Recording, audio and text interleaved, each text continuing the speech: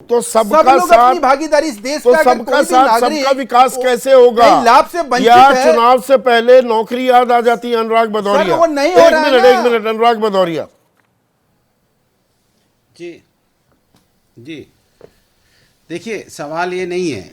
Bharatiya Janata party के साथ समस्या ये है कि वो जनता के जो असली मुद्दे हैं उस पर बात कहाँ हो रही है।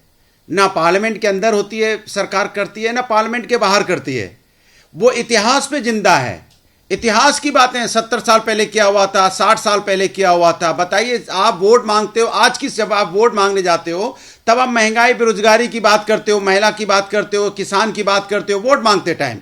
जब वोट ले लेते हो तो फिर सदन में खड़े वही होकर कर या रहा है। मंच पे खड़े होकर भारतीय जनता पार्टी के नेता नहीं, फिर इतिहास की बात गिनाने लगते हैं। अरे विपक्ष के लोग तो लगातार जेन्युइन मुद्दे उठा रहे हैं। हम तो बात करते हैं कि भाई आज की जो समस्या है, आज की समस्या पे हम बात उठाते हैं तो हमारे यहाँ पे 150 सांसदों को आप निलंबित कर देते हैं पार्लियामेंट के, उनको संसद से बाहर कर देते हैं। उसके बाद आप धड़ाधड़ बिल पास करने लग जाते हो।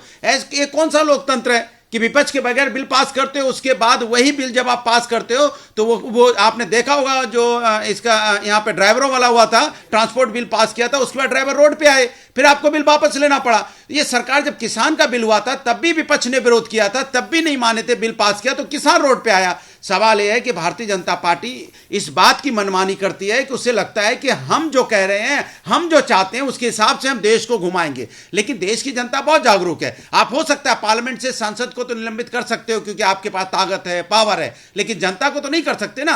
अब ये 2024 में यही जनता इंतजार कर रही है कि भाई आपने रोजगारी की जो बात की थी, किसान की जो बात की थी, कहां है वो बताइए। आप मणिपुर पे अब चर्चा करने को बैठो तो कोई चर्चा करने को तैयार नहीं है। भाई अनुराग भदौरिया एक मिनट सुनिए ना, ये तो पेपर लीक का जो मामला है, 7 साल में 70 पेपर लीक, 1.5 करोड़ छात्रों पर असर पड़ा। 3 करोड़ छात्र हर साल तैयारी करते हैं।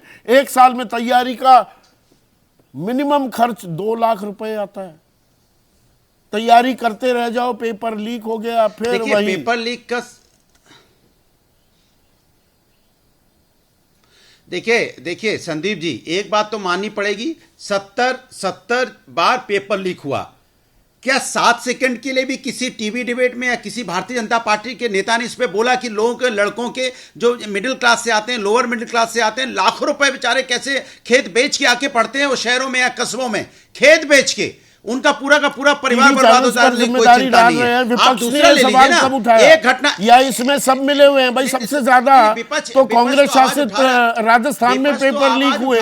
सुन तो लीजिए, विपक्ष तो सुनिए, मेरी बात सुनिए, विपक्ष आवाज उठा रहा। आप बताइए कोई एक घटना ऐसी बता दीजिए जो घटना महाराष्ट्र में हुई, भारतीय जनता पार्टी के एक विधायक गोली मार देते हैं शिवसेना के एक पार्षद को, और कहां पे, थाने के अंदर में।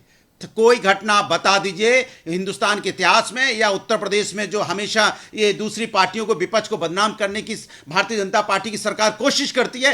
एक घटना बता दीजिए कि थाने के अंदर में गोली मार दी हो किसी विधायक ने, सिटिंग विधायक ने, उसके अपने जो उनके साथ गठबंधन में दल हो। मैं ये कह रहा हूं पेपर लीक, पेपर लीक एक पेपर का ना होना, इसी पे आ रहा हूं, इसी पर्चा होना है 2018 में हुआ था। नौकरी का इंतजार 5 साल तक चल रहा है। ये मतलब हमारी प्राथमिकता बताता है क्या? इसी पे हमारी प्राथमिकता तो ये है ही नहीं। हमारी प्राथमिकता ना शिक्षा है, भारतीय जनता पार्टी की प्राथमिकता ना सुरक्षा है, ना एजुकेशन है, ना यहाँ पे हेल्थ व्यवस्था है, ना यहाँ पे समाज में कैसे उनका रोजगार मिले, समाज को सामाजिक न्याय कैसे मिले, समाज का हर व्यक्ति अपने पैरों पे कैसे खड़ा हो, युवा सम्मान से कैसे जी पाए। ये प्राथमिकता कहाँ है आप बता दीजिए।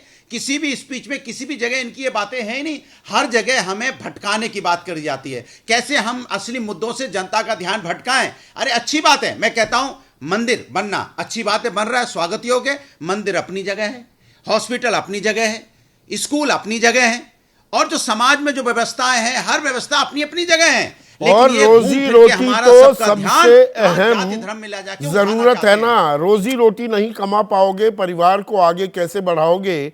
तो ऐसे में जो ये आरक्षण की लड़ाई अब उसको एस्केलेट करते दिखाई दे रहे हैं राहुल गांधी, राजीव रंजन, इससे ही होगी रोजगार की भरपाई? हो भी पाएगी? आपने एक मॉडल तो दिया है। अब देखिए, हमने मॉडल दिया और निसंदेह ऐसे कई फैसले हैं नीतीश कुमार जी के नेतृत्व में जो देश की राजनीति की दिशा तय कर रहे हैं। नौकरियों का सवाल, आज आप जिन मुद्दों को लेकर आप जब भी विमर्श में लोगों को बुलाते हैं वो सवाल बेहद महत्वपूर्ण होते हैं और लोगों से जुड़े होते हैं। मैं एक बात जरूर कहना चाहूँगा, राज्य सरकार ने जो भी फैसले किए, राहुल गांधी हमारे साथ थे, हम उनके साथ थे। कांग्रेस का जो इतिहास है इन फैसलों को लेकर बहुत ही शानदार नहीं रहा है और प्रवक्ताओं ने अपनी बातें अपने अपने तरीके से कही हैं, इसलिए मैं दोहराऊंगा नहीं कि आरक्षण को लेकर, जातीय जनगणना को लेकर, बीजेपी का और ट्रैक नौकरियों रिकॉर्ड को कैसा रहा लेकर, है? इन तमाम सवालों आरक्षण पर को लेकर, जातिगत जनगणना नहीं, को अब लेकर मैं वही कह रहा हूं। 2 बार प्रस्ताव जब आपके साथ बीजेपी की सरकार थी, आपकी गठबंधन सरकार थी, प्रस्ताव तो पास हो गया था, जातिगत जनगणना हो पाई थी क्या? और ये आरक्षण आप दे पाते बीजेपी सहयोगी होती तो? ईमानदारी से जवाब दीजिएगा प्लीज। देखिए, सवाल इच्छा शक्ति का है और संकल्प का है। नीतीश कुमार जी जिस अलायंस के भी नेता रहे, उन्होंने जनता से जुड़े सवालों को बराबर प्राथमिकता दी। मैं बीजेपी की बात पूछ रहा हूं और आपसे। उनको क्रियान्वित करने के लिए नहीं, मैं उसी पर आ रहा हूं।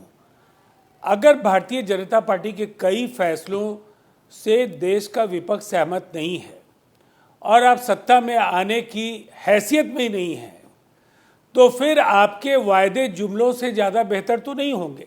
आप चाहे जो भी कह रहे हो, लेकिन आपका आचरण क्या है? आप अलायंस के नाम पर केवल कांग्रेस के को 400 सीटों पर लड़ाना चाहते हैं। आप तमाम सहयोगियों के साथ दोयम दर्जे का व्यवहार करते हैं। उनके राज्यों में आप जाकर जहां आपका आधार व्यापक है वहां तो नो एंट्री है। जैसे ही घड़ी का काटा दोपहर 2:30 पे आए, बबीता जी का दिल सास बहू साजिश के लिए मचल जाए। और ये है इनकी बहू, पूरे दिन ऑफिस की टेंशन हो जाए गॉन जब ये करें अपना फेवरेट शो फ्री टाइम पे ऑन। इनकी तरह आप भी देखिए अपना फेवरेट शो अपने टाइम पर और डाउनलोड कीजिए एबीपी लाइव ऐप अपने स्मार्ट टीवी पर।